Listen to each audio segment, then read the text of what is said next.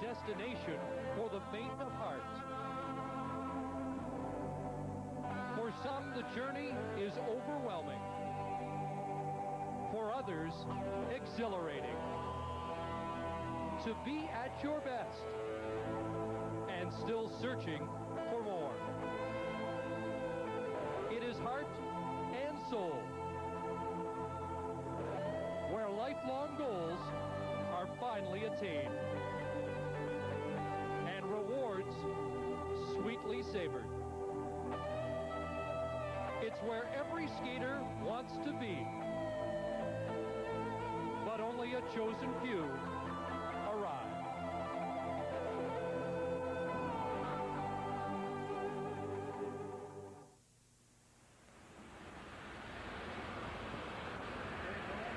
Ladies and gentlemen, this is Captain Easton speaking. We hope you've enjoyed your flight across the Atlantic on BA 92 this morning. And on behalf of British Airways, I would like to welcome you to Great Britain, host of the 1995 World Figure Skating Championships. Thank you very much.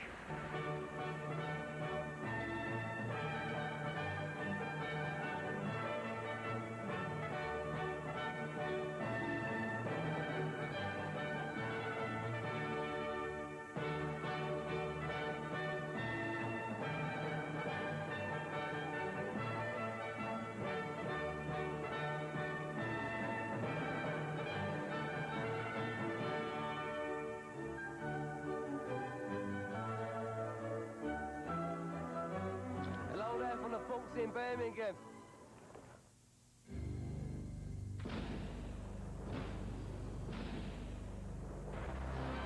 The following is a special presentation of CBC Sports. Tonight, Shaylin Bourne and Victor Kratz head for the rink here in England earlier today. 10th at Lillehammer, 6th in the world's last year. They are poised for a run at the podium. The favorites, though, are the defending champions, Grichuk and Platov from Russia. And don't forget the new European champions, Rakamo and Koko from Finland. In the pairs, 3 Canadian teams led by national champions Michel Menzes and Jean-Michel Bombardier. The defending champions are Shishkova and Naumov from Russia.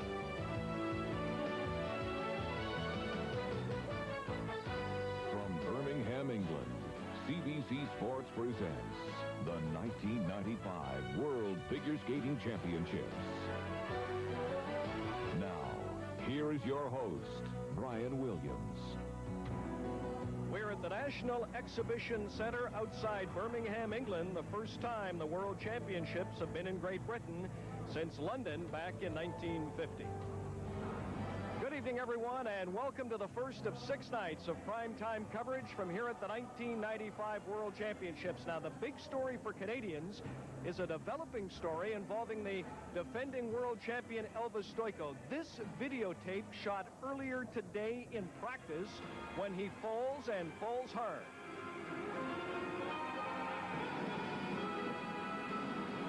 Now remember, he injured ligaments on the right ankle. That forced him out of the Canadian Championships in Halifax. I watched Stojko skate here Friday night. He looked good. He told me yesterday he attempted the quad for only the second time since Halifax, was in pain but felt strong.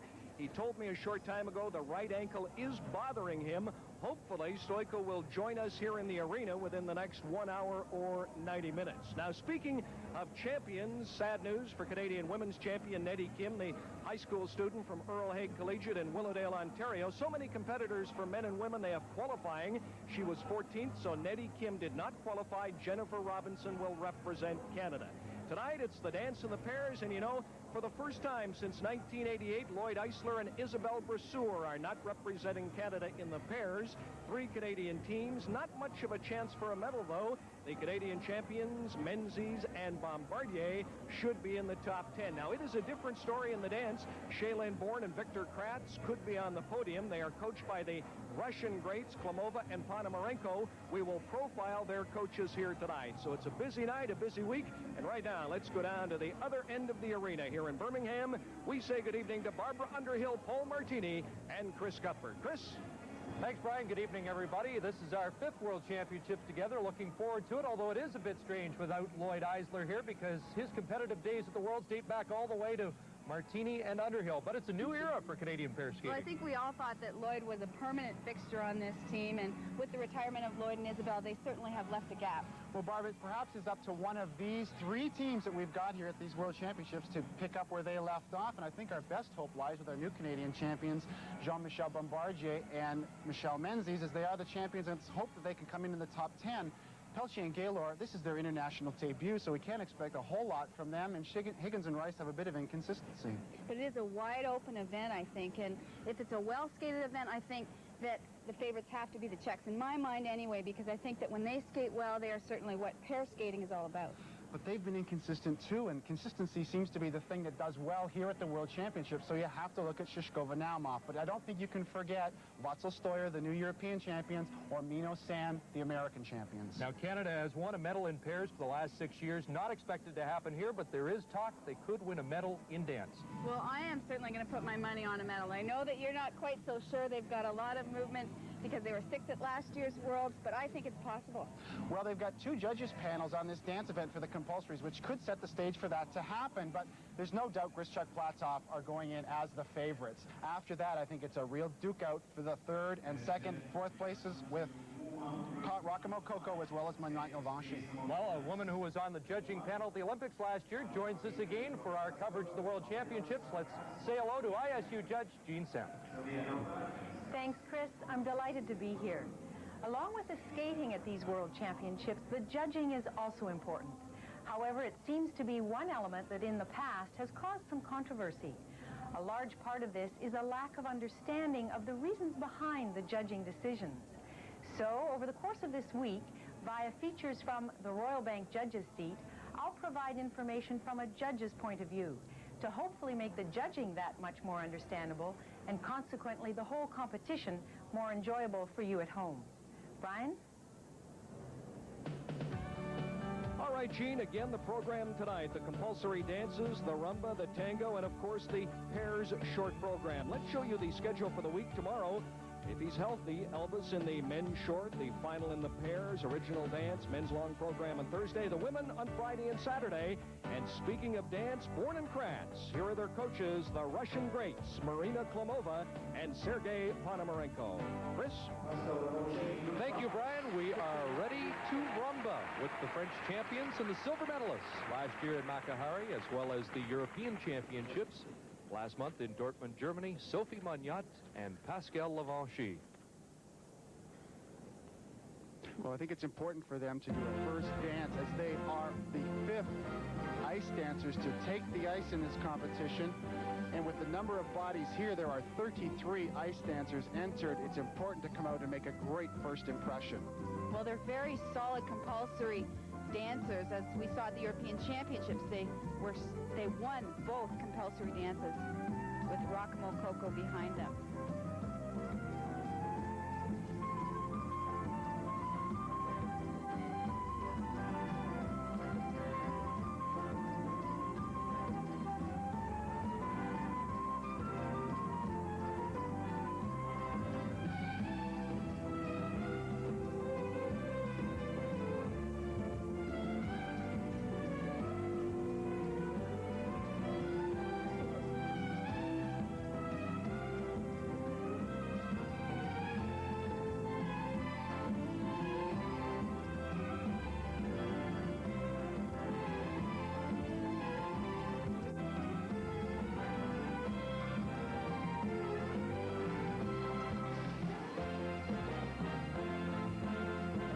A little tight. I've seen them do this dance with a bit more speed and flow in practice, and perhaps being the first of the contenders out here, that weighed heavily on them.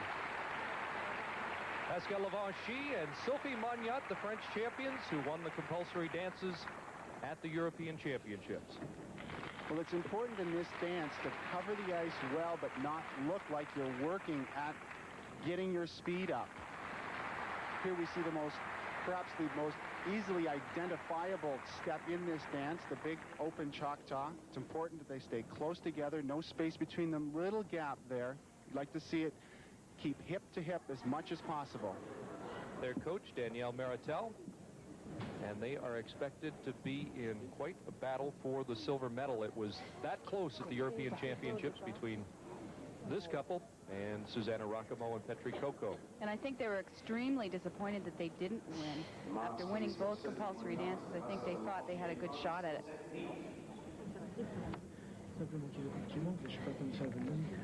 And this year there will be 2 sets of marks for the compulsory dances. And the marks for technique range from 5.3 to 5.7, with 7 judges on this panel, including Canadian Jane Gardner. And now the artistic marks, and those are the best we've seen, but it is very early on, and with more on the Rumba, here is ISU judge Jean Sepp. Compulsory dances set the stage in the ice dance competition. It's really the first time the competitors appear before the judges, so it's important to make a positive impression. Compulsories are really the technical exercises of ice dancing, where timing, partner positioning, edges, speed, and flow are assessed. The rumba on ice is a little more lively than the rumba in the ballroom, but it still should be skated smoothly with a soft, subtle knee action. The whole dance is skated in Killian dance hold. It's a challenge for the partners to stay side by side and keep this dance hold tight at the hips throughout. As we watch these 2 couples skate the rumba, note the difference in edge quality, with stronger edges and more body lean on the right. Approaching the hardest part of the dance, the Choctaw, the step into it should be as wide as possible. Note the difference between the couples. The edge out of the Choctaw needs to be strong and is much deeper on the right. On the step forward, judges will notice the gap at the hips on the left, while giving credit to the tight partner positioning on the right. The timing of the free legs is lagging on the left, while extension of the free legs is superior on the right. The rumba doesn't have a lot of different steps to the dance, but what is there is very difficult to do while maintaining a tight Killian position. Weaker rumbas will appear jerky, more stepped than danced, and lack a depth of edge. Stronger rumbas will have an almost subtle, hidden power and control, driven from the soft knee action and deep edges. 1 place ahead of Shaylin Bourne and Victor Kratz at last year's World Championships, Tatjana Navka, Samuel Gazalian, and ironically, they were involved in a collision with Bourne and Kratz during practice on Saturday night. Well, I was standing right at the boards when they came in, and boy, did they ever come in fast. I was really surprised that they came out of it with the small injuries that they did. It could have been much worse.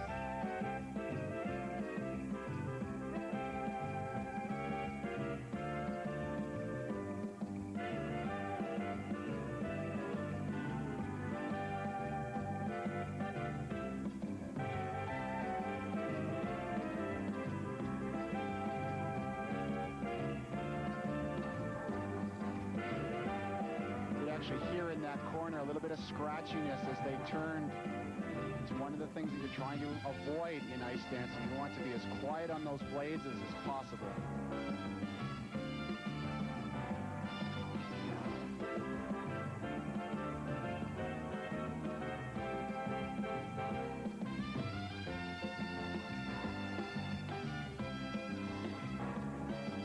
That Choctaw is too slow, unfortunately. They are 4-beat edges in the Choctaw, and the edge coming out of the Choctaw is too slow. Whoa. Slip there. A slip is always so surprising in ice dance. I also notice when they're skating, there's a lot of movement, accordion-like movement between the 2 skaters, which means they're really not working together as a team out there. They really struggled, I thought, throughout that entire dance. A lot of nerves out there today. The champions from Belarus, Tatjana Navka and Samuel Gazalian.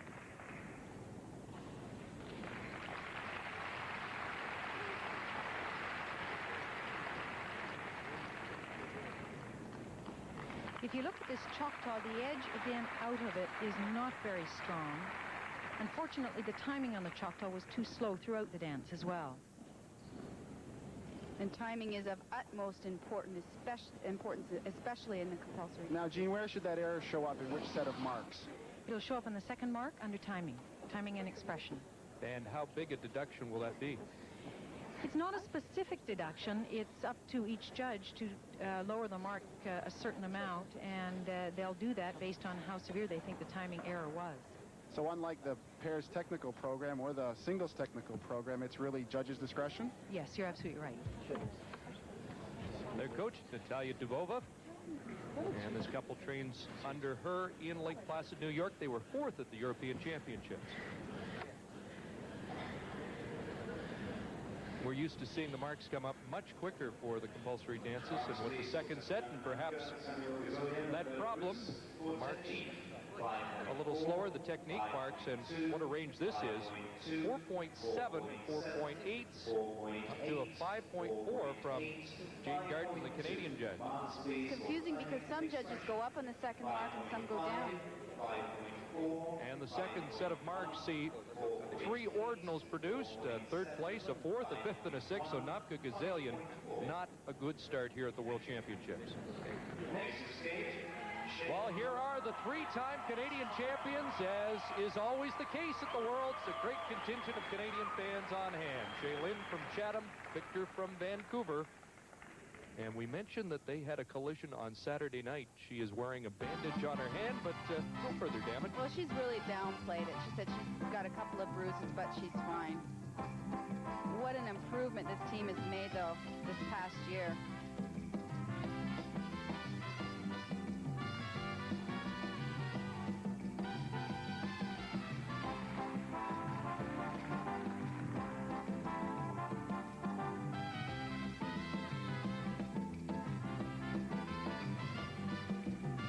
As you watch Shaylin and Victor in this dance, watch their wide steps. Coming up here and then into the Choctaw. They're about as wide as you can get. And that's a positive thing, right, Jean? Absolutely. One of the aspects that we were told for them moving to Klimova Ponomarenko was work on their compulsory dances. Jean, do you see any benefit from that move at this point? Yes, I do, Paul. They are a lot stronger than they have been. They still have a couple of little technical things that they need work on. They're having a little bit of an accordion movement here in the Choctaw, separating a bit at the hips on the second step. But certainly overall, the dance is much stronger than it has been in the past. And how would you compare this with the teams that we've seen earlier? I think it stands in good stead.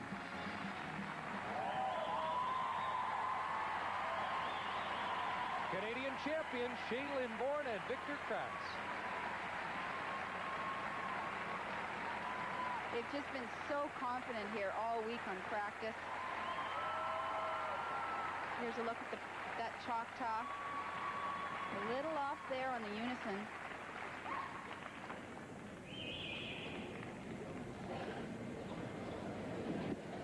And there are the new coaches, Marina Klimova, Sergei Ponomarenko. Training's been tough at altitude at Lake Arrowhead, California.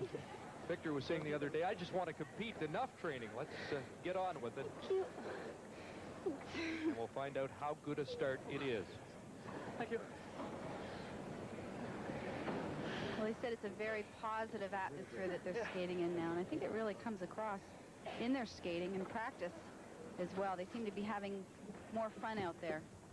But when you consider the number of hours that one has to put in to prepare for an event such as this and the season that they've had, it had better be fun or it can get really miserable very quickly. 6th at last year's World Championships, and there are some here that think a medal is possible. And here come the marks. A 4.8 up to 5.6 from the Canadian judge and 5.5s, and the 4.8 gets a reaction. Well, it'll be interesting to see what happens when they switch judging panels for the second dance to see what kind of placements they get when that happens. First place ordinal, they have 4 seconds, a 4th from Russia, 5th from that Austrian judge.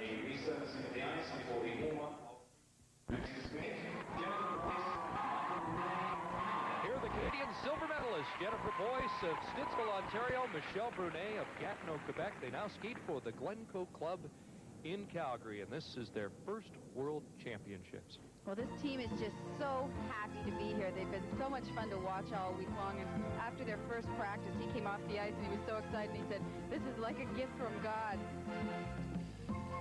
They really light up the ice when they skate.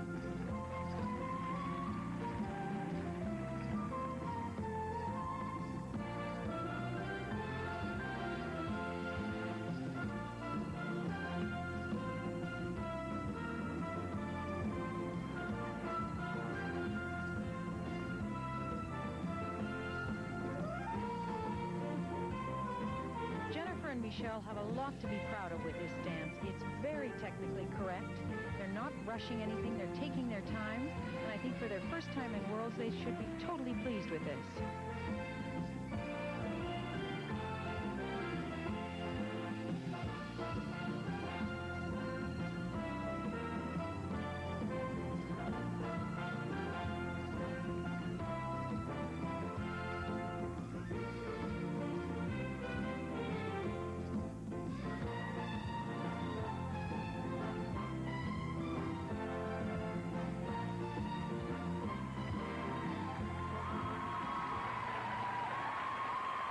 Jennifer Boyce and Michelle Brunet of Canada. Well, Barb, I don't know if I wind the clock back to our first World Championships. I don't know if my debut performance was as smoothly skated as that was. That was extremely relaxed. They look like pros.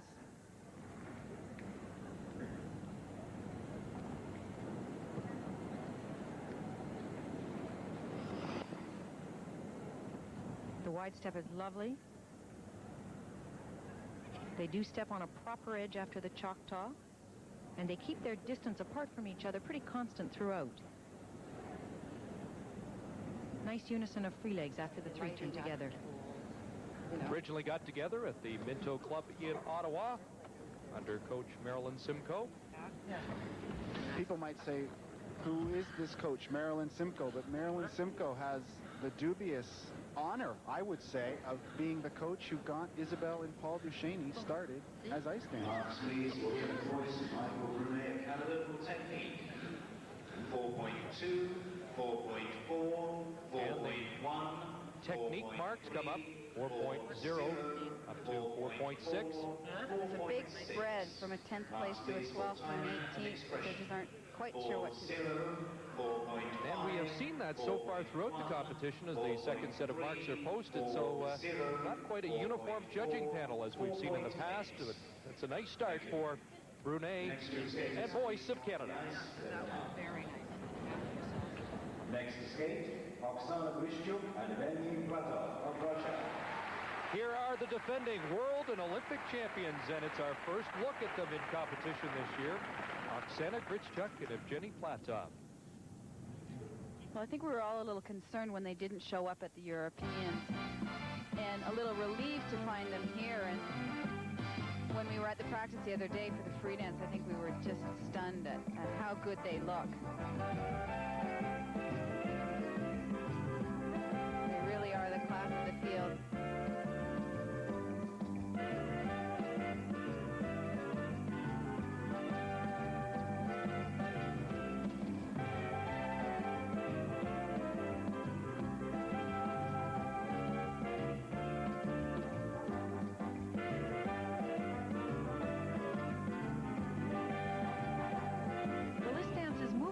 The ice at good speed. They have strength of stroke from their edges. They look pretty confident to me, and they're fairly tight together as a package. The second step of the Choctaw is a little slow.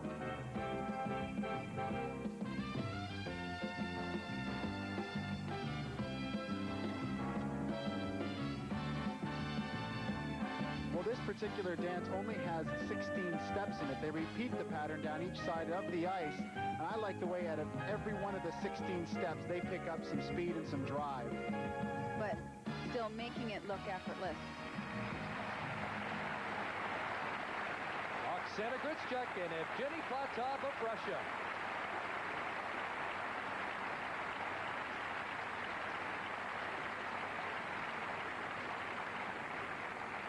Look at the wide step into that Choctaw. It's huge.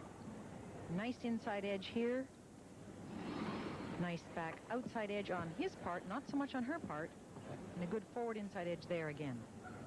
Please for Oksana Grishchuk and Dmitry Platov, Russia for technique. 5.9, 5.5, Well, the marks come up at a 5.9 from Canadian judge Jane Garden, and 5.5s, 5.6s, and 7s.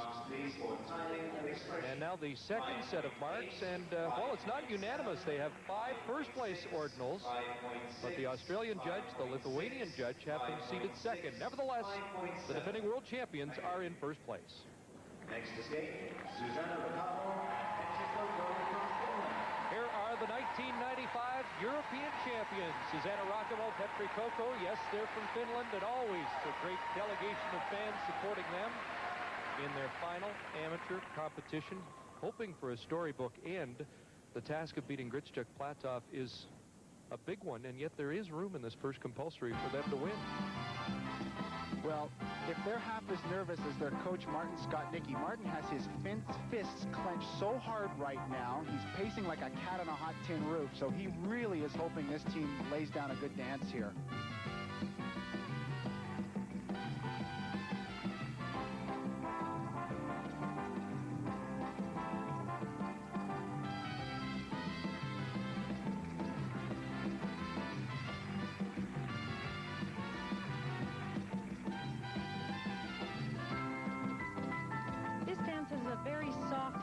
Approach to it. It's very controlled, both in its edges and in its form, and yet they still seem to be having fun with it.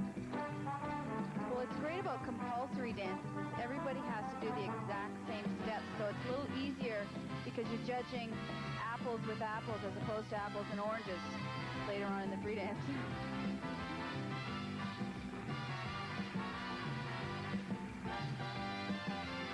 This team has come under some criticism previous about the quality of their compulsory dances. Do you see a marked improvement here?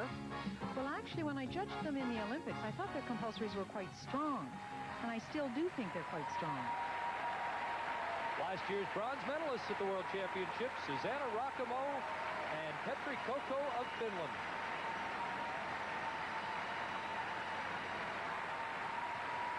Here's a look at the Choctaw again, a nice wide step into it. Fairly good outside edges out of it, and a nice set of unison there. What I love is the ultimate respect that they have for one another. It's really obvious when you talk to these two off the ice, and I think it's apparent on the ice as well.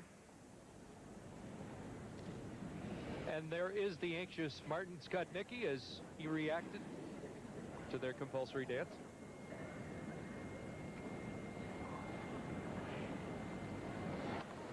Well, this will be very interesting. How do they compare with Grishchuk Platov? And again, they were beaten in the compulsory dances by Mongnat and Levanchy at the European Championships. So this could really set a tone for the competition.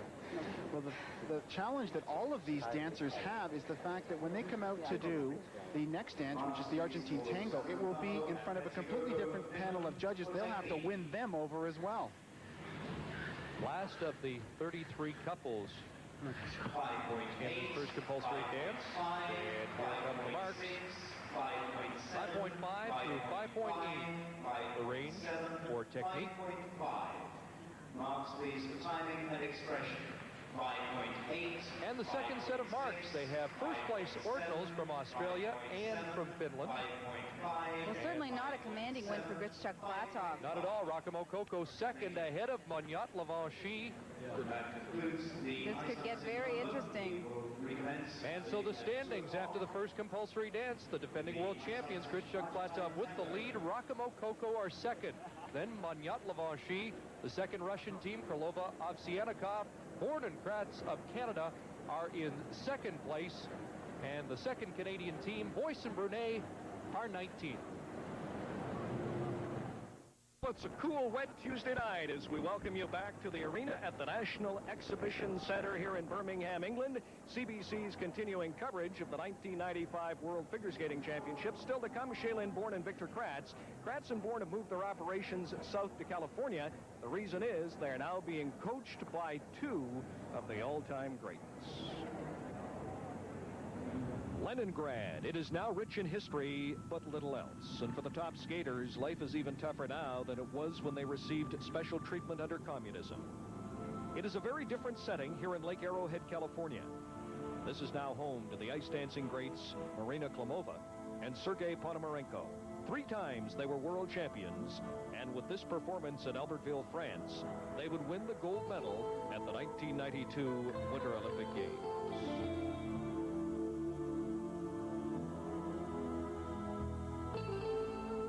Now, to call them a team is really an understatement. They are man and wife, united by a history and love of skating. We spent 24 hours a day for 15 years. I can imagine another one. Yeah, another one. And it's maybe difficult. Natural. But for us, it's difficult when we can't see each other. It's very hard. My favorite, it's the program is 89 with Kurt violin music. It's Mug the Knife, and we created this program first time by ourselves. And we did also the music. We invite and pay for whole orchestra, and they played exactly what Marina needed. Marina said, I want drum here, and they played here. I want violin here, they played here. And it was a great job, and I think that's the best we did. Because you're comedians, they like... Yeah.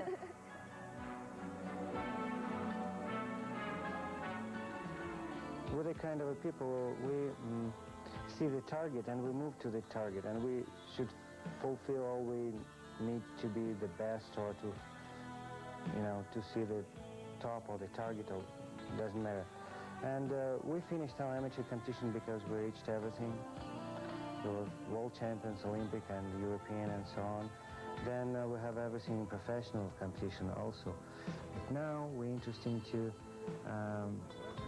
work with Shailene and Victor, because we want to be the first also, and for us it's very important if they win, so it must not them, it means we'll win all together.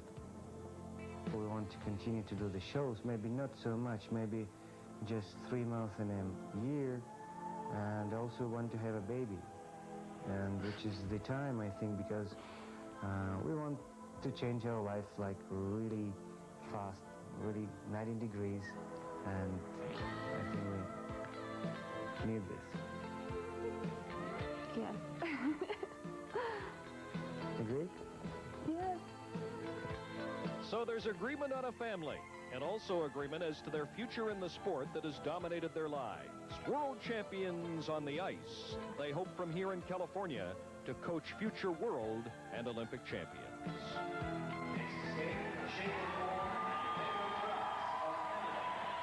Well, they did it all as competitors and truly seem to be relishing their role as coaches. And here are the pupils, Shailene Bourne, Victor Kratz, 5th after the first compulsory dance. This is their Argentine tango.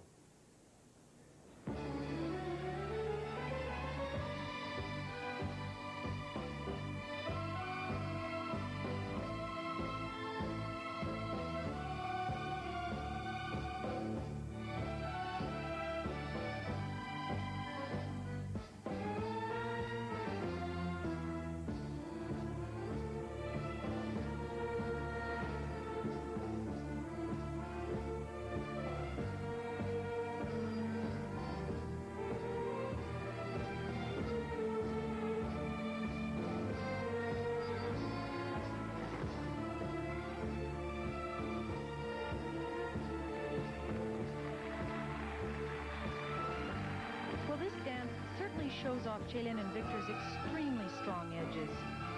On these cross rolls from our vantage point, it looks like they even gain speed when they do them.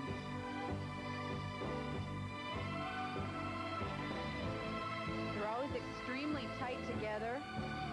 Unison is very strong.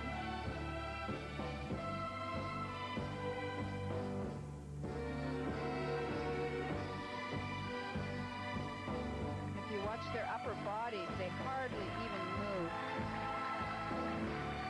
Nice snap to the twizzle there by Shailene.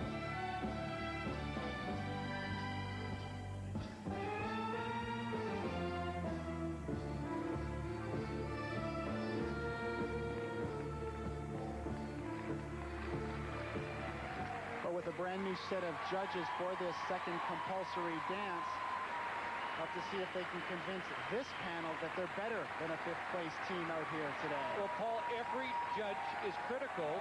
They could have been fourth, but lost a 4-3 split for fourth place, and there was some grumbling in the Canadian camp. The Canadian judge went with Ovsyannikov and Krylova, so it's very close. And every judge is important, as you mentioned, Chris, because on these compulsory panels, there's only 7 judges. Usually we have the luxury of 9, which tends to be an even greater equalizer. Look at these cross rolls. The edges are extraordinarily strong, and they continue to push throughout them. 5.5. And the judging has been a lot more interesting so far, too. In the first dance, they had second place ordinals, third, fourth, 2 fifths, a 7th, and an 8th. And pretty consistent set of marks there, though, 5-3 through 5-5. Now the second set, and they go up. And so far early in this second compulsory dance, Shaylin Bourne and Victor Kratz have first place ordinals from all 7. And with more on the Argentine Tango, here again, Gene Sample. The Argentine Tango is a much more complicated dance than the rumba. There are more partner positions, more steps, and an introduction of cross rolls and a twizzle, that being a quick 1 revolution turn on 1 foot by the woman. This is a dance that should be skated with a considerable amount of élan. The beginning of the dance should display strong edges and a certain degree of splendor. The partners must remain close together in positioning, and the dance should flow across the ice without obvious pushing. Strength of stroke and natural glide are important. Approaching the twizzle section, watch for the twizzle itself to be crisp, as seen here, and for the partners to reconnect without reaching for each other. The cross roll seen here should be smooth and subtle, with deep knee action and curved edges as we restart the dance. Comparing 2 couples from the beginning, note the stronger edges on the right with superior free leg extension. The partners on the left are not dancing closely together, but instead appear to be reaching for each other. On the right, there is greater power and control, giving more character to the dance. Approaching the twizzle, the one on the right will snap, while the left one will be too slow. Once again, the cross rolls have more emphasis on the right and are almost a non-event on the left. Added to the flair of the Argentine is the relationship between the man and the woman. If the couple is strong enough to perform the partner positions and the footwork prescribed, they then can concentrate on the character of the dance and skate it with the true spirit and vigor of a real tango. Angelica Krylova and Oleg Ovsyannikov from Russia. Here is the team directly in front of Bourne and Kratz after the first compulsory dance. Krylova, Ovsyannikov of Russia in 4th place, just edging out Bourne and Kratz by the 1 judge. This is a new partnership, but it has been clicking and won a bronze medal at the European Championships. Well, it's amazing that this team has been together since only May. Seems like they've been together for years.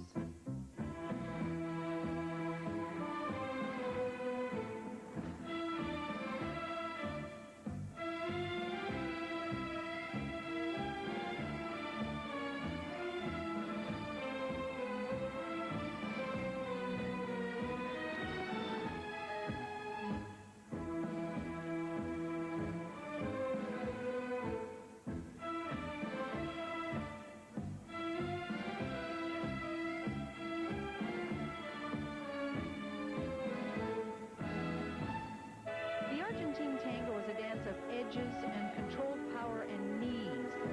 And I think Angelica and Oleg are doing a good job of this. However, I think Shaylin and Victor's dance had more strength of character to it.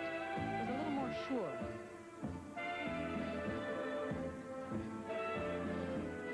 And it's interesting, Gene, that both of the dances they're performing here, the rumba and the Argentine, originated in London. Yes, that's true.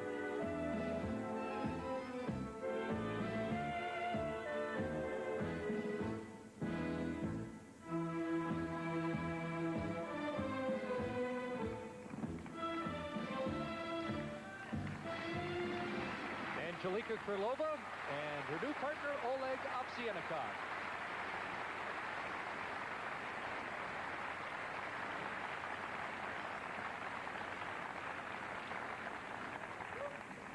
This is a look at the twizzle section. Not a bad snap, hard to tell in slow motion, but I think if you watch the cross rolls coming up, they're not quite as strong as I think Shailene and Victor's were.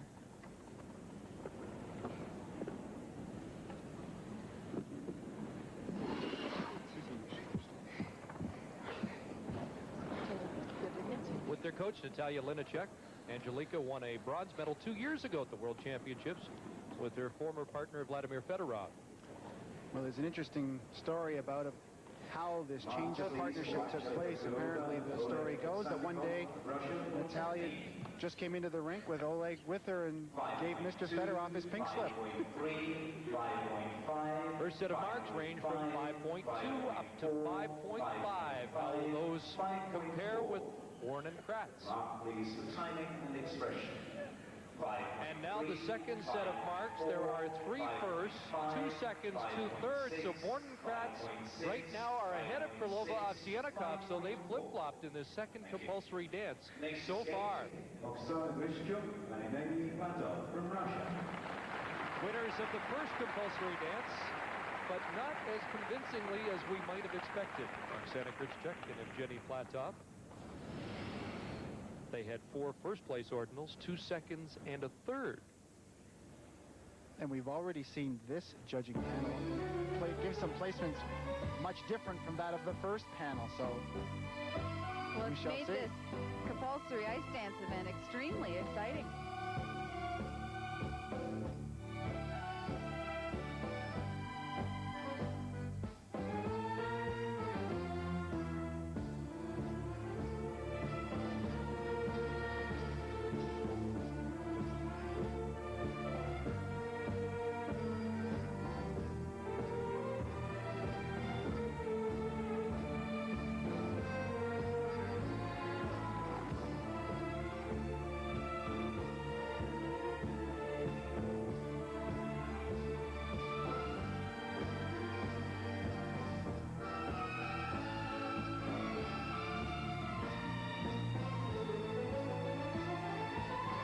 This dance, both Oksana and Evgeny have wonderful unison in their free legs. It's very strong throughout.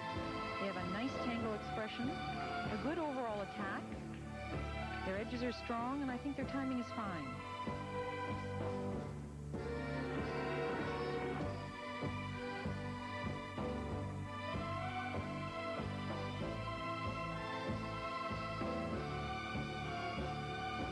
Oops, slight falter there after the twizzle.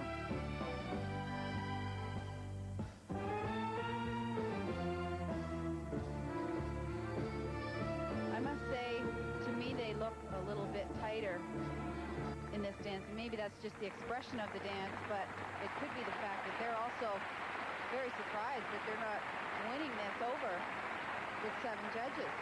Oksana Grishchuk, Evgeny Platov, and it could be that they're a little tight in this, their first competition of the year. This is a look at the twizzle section once again. Again, that shows the extension of the free legs. Coming up to the cross rolls, they're actually not quite as strong as they should be with this couple, especially Oksana's.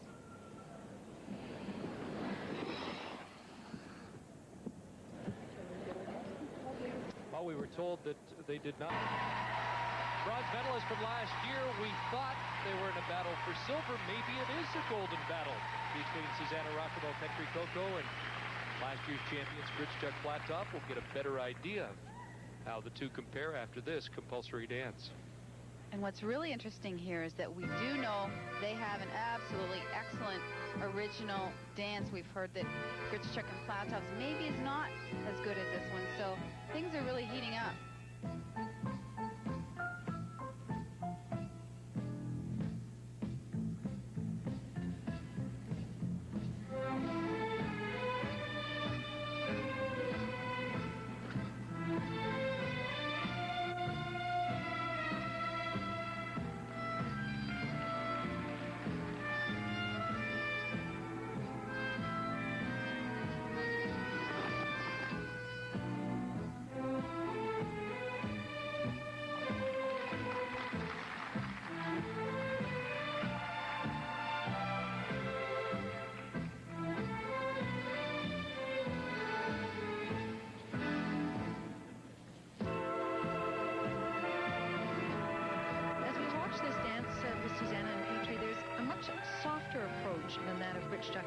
gloves.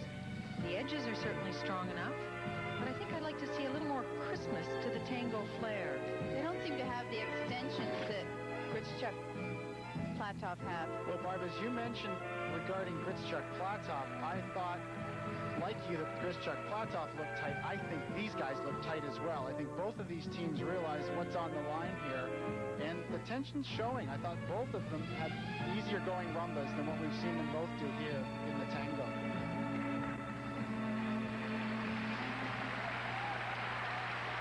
Competing together internationally since 1985, Susanna Rakamo and Petri Kokko of Finland. Gene, Gryczuk Platov made a mistake in their tango. This looked like it was skated relatively clean. How do you see it? I think I still see Gryczuk and Platov as stronger. Barb, as you mentioned, Susanna has a free leg that doesn't straighten completely when it's extended, and it throws me off a little bit. This is the start of the dance. Well, they've always been fan favorites, not just in Finland either, wherever they compete. Well, they want a world title so badly because they really have come back this year. They thought of retiring after last year, but they came back this year because they wanted one more shot at a world title. Well, I'm quite certain that they know that Gryczuk Platov made an error in their tango. They've just skated clean, so I'm certain that they'll be disappointed if the marks come up and they haven't won this compulsory dance. You mentioned Martin's got Nicky's clenched fist before. Well, Petri had a clenched fist as he came off the ice. He seemed satisfied with what they did. Marks 5.5 from the Swiss judge and to 5.7 from Italy. He doesn't look at all happy with that. Now timing and expression. 5.8 from the German judge, a 5.9 from Italy, and that's the one first-place ordinal from the Italian judge, but the rest are seconds, and they are in second place behind Gryczuk Platov. All right, Chris, so after the compulsories, again counting for 20% of the totals, it's Gryczuk and Platov, the world champions in the lead. The Finnish team, European champions. The French, but how about Born and Kratz, tied with the second Russian team. And we switch and see the other Canadian team, Boyce and Brunet, are 18th. Shaylin Bourne and Victor Kratz join me here. There's a television monitor behind me. They were both looking at it. What did you say? I just couldn't believe how weird it was to see our names in fourth position. Tied for fourth. Well, you're tied for fourth, an excellent performance. What does it mean having different sets of judges for the two compulsories? Well, I think it's a step forward. That way the judging is very impartial. The first panel judges does not know what the second dance is going to look like. So I think it's a step forward. We had a profile earlier on your coaches, Klimova and Ponomarenko. What have they done for you that has enabled your compulsory section to be so much stronger? Basically, they're working on the positions and the freedom within those positions and the basics of of skating in general. And we're out there now dancing, and I think we're in the competition because we're stronger and it's more balanced with the free dance now. You seem to be even more relaxed this year than you were last year. Have they added that element as well? It's definitely. Well, we were ready in about 3 weeks prior of us coming here, and we haven't done any changes since the national championship. And we're very relaxed. We're ready to go. We did all our training, so we're here to skate. You had a bad fall, if we can pull back, on Saturday night. I thought Wendell Clark hit you into the boards. It was so loud. Shaylin cut her hand. No stitches. Obviously, it's okay. No, thank goodness. There's no broken bones. I have some scratches and burns on my body, but I'm okay. I'm healthy. All right, the originals Thursday, they're 30%, 50% for the free on Friday. Good luck. Thank you very much. Shaylin Bourne and Victor Kratz. Stay with us. Up next, we will talk with this man, the defending world champion who fell in practice this morning, Elvis Stojko. CBC's coverage of the 1995 World Figure Skating Championships will continue from Birmingham, England, right after this. Welcome back to CBC's coverage of the 1995 World Figure Skating Championships from Birmingham, England. Now here again is Brian Williams. Bob Boving, thank you. There is the view of the arena here at the National Exhibition Center as we look across from the Metropole Hotel on this Tuesday night. And joining me is the defending men's world champion Elvis Stojko. At the top of the show, we had your fall from this morning. At the time, you said you were in a great deal of pain, but I've just seen you skate here tonight in a practice program, and you appear to have come through that pain. Well, it was a struggle this morning after a fall on a triple axel, and being a little bit cold this morning and not quite warmed up and trying to get things done, yanked it a little bit, and I had to go through some pain again, another day at the rink, and I got through it tonight. In Halifax, you attempted to skate for what you told me later were all the right reasons. Integrity, strength of character. Are you here for those reasons or here to win a gold medal? Well, I think I'm here for the reasons that you spoke about. I'm here to do the performance to the best of my abilities. The challenges there, sometimes the challenges that you don't usually plan for show up. And it happened in Halifax, where I've got to come from an injury. I've got to push it day by day. I've got to learn to trust myself, learn to trust my body and the skills that I've learned years before, that I'll be able to do it here. And it's a big thing for me to be here since what I've gone through the last 7-8 weeks. I want to take you back for just a minute to the fall this morning. A lot of people not familiar with figure skating. Elvis, we have a monitor for you to look at here. Exactly what happened? Okay, this looks like it's coming up maybe the first try at the axle. I wanted to get an early start on it before the program. I wasn't really warmed up. As I step up here, right there, I pull out. I wasn't quite comfortable in the air, and I didn't want to hurt on the landing, and that's exactly what I did. I came down a little bit wrong, and I just stayed off it for a bit. There's a pain, as you can see. I have my foot up on the ankle a bit, and it just throbs a little, and I'm trying to move it around and get it working, and you know, that's what happens. I mean, that at home was an actually okay day. I've gone through so much the last few weeks. It's been crazy. I mean, I've fallen maybe 12 times like that in a practice. Is it possible to put into words for Canadian viewers tonight what you've been through, the range of emotions you've experienced since Halifax? Well, that's tough to say. I'd say every emotion in the book, a roller coaster ride from the sky's the limits down to the bottom. And, you know, I've gone through some frustrating times, but in the end, I mean, it's almost a blessing in disguise, if you can believe it. I learned a lot from this. I've never really I've had serious injuries, but not quite like this, where it took me out for 7 weeks, where in a situation where I want to do it, like I tried at Canadians, that the body gave out, and there's a certain limit. But I knew that in my mind that I could do my best, and that would count the most, and that I would never give up, and I still won't give up while I'm here. As we wrap it up here in England, for the viewers at home, are you 75%, 80, 100? What is the number? I'm about 85 to 90%. Today was another good day. You know, I worked through it, and it doesn't matter if you fall. It's how fast you get up, and that's what I've learned the past few weeks. Good luck in the short program tomorrow night. Thank you very much. The men's world champion Elvis Stojko, and again, it is the men's short program tomorrow night, as well as the pairs free. Stay with us when we return here to Birmingham, England on this Tuesday night. Speaking of pairs, we will see the Canadian champions. You know them well, Elvis. Menzies and Bombardier will return to coverage of the World Championships right after this.